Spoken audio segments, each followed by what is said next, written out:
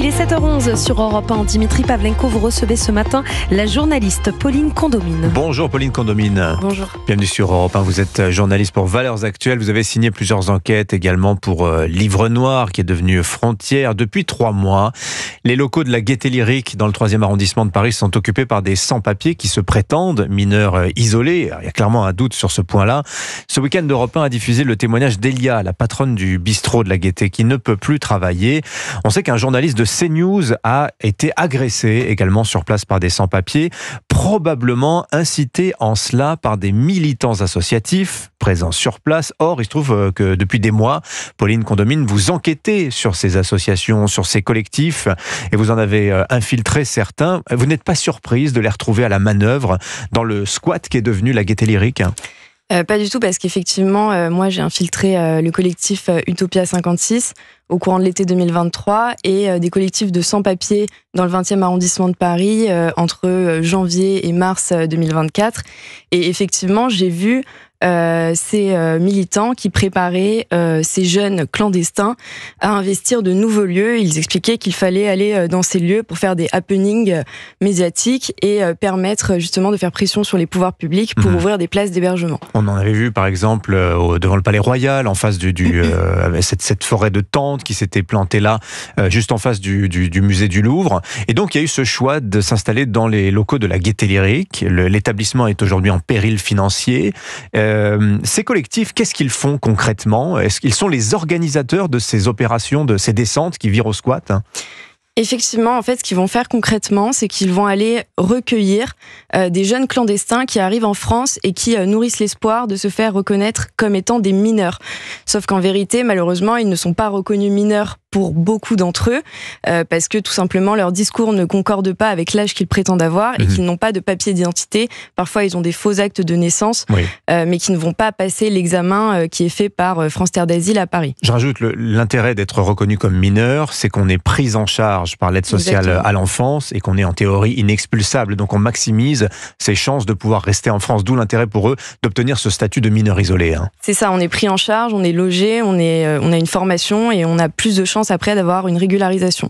Sauf que énormément vont se rendre compte que ce n'est pas si facile que ça d'être reconnu mineur et ils vont sortir de leur examen, ils vont être déboutés et là ils vont se retrouver dans la nature et c'est à ce moment-là que ces associations interviennent et qu'elles les récupèrent et qu'elles leur expliquent nous on va vous aider, on va vous aider à faire des recours administratifs, juridiques, mais en échange il va falloir que vous nous suiviez, il y a une contrepartie et donc ils vont les balader comme ça de lieu en lieu, de squat en squat pour servir leur propre agenda politique qui est l'accueil inconditionnel. Oui, pour être aidé, entre guillemets, il faut pointer dans ces associations quand on est sans papier et servir de figurant, si je puis dire, dans les actions militantes. C'est ça qu'on voit à la Gaîté Lyrique. Exactement, dans les collectifs de sans-papiers où j'étais notamment et dans de nombreux collectifs de sans-papiers, il y a des manifestations qui sont organisées par les militants. Alors certaines manifestations sont assez en lien avec leurs actions, c'est-à-dire défendre la régularisation des sans-papiers, mais il y a d'autres manifestations qui vont être pour défendre la Palestine ou contre l'interdiction du port de l'abaya.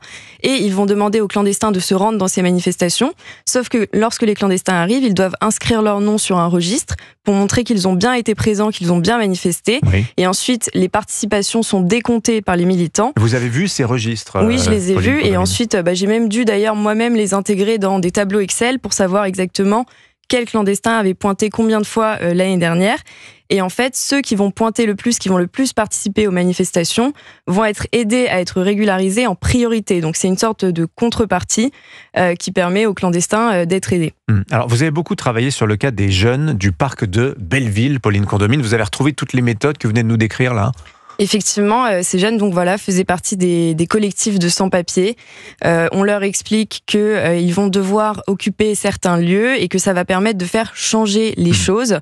En vérité, ces clandestins sont un peu démunis, ils ne savent plus très bien quoi faire. Ils sont arrivés en France, ils pensaient être logés, être régularisés. Ils se rendent compte que ce n'est pas le cas.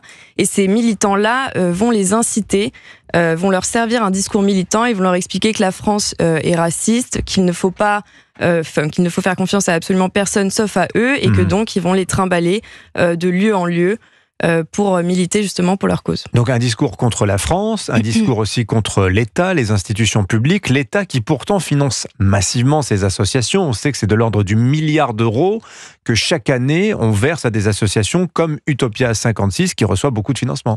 Alors Utopia 56 en l'occurrence ne reçoit pas de financement public, ils ont beaucoup de financement privé, de financement associatif, une subvention de la mairie de Tours notamment, mais ils n'ont pas beaucoup de financement public. En revanche, oui, il y a vraiment cette haine de l'État, notamment des militants qui expliquent aux clandestins que la majorité de la police est raciste et qui vont leur dire aussi que ce n'est pas normal de ne pas pouvoir pratiquer la polygamie en France et de risquer d'être expulsé parce qu'on pratique la polygamie en France.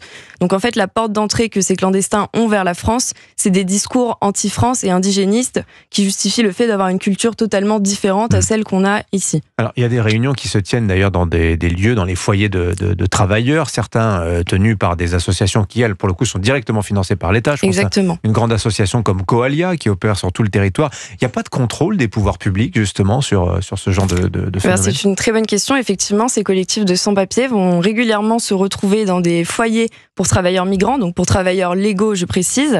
Mais il faut savoir que dans ces foyers pour travailleurs légaux, il y a beaucoup de clandestins qui vont vivre avec un système de sous-location. Donc les travailleurs légaux vont sous-louer leur chambre à quelqu'un qui fait partie de leur famille mais qui n'a pas de papier. Il y a parfois des inspections, mais ça semble être quand même assez rare. Et donc, effectivement, il y a une question sur le manque de contrôle parce que ces associations indigénistes, pro-migrants vont se retrouver dans ces foyers pour faire leurs réunions sans aucun contrôle. Merci beaucoup Pauline Condomine. Merci à vous. On vous lira donc dans Valeurs Actuelles et puis vos précédentes enquêtes à retrouver donc dans Livre Noir devenu depuis Frontières. Merci d'être venu ce matin sur l'antenne d'Europe 1. Bonne journée. Merci, bonne journée.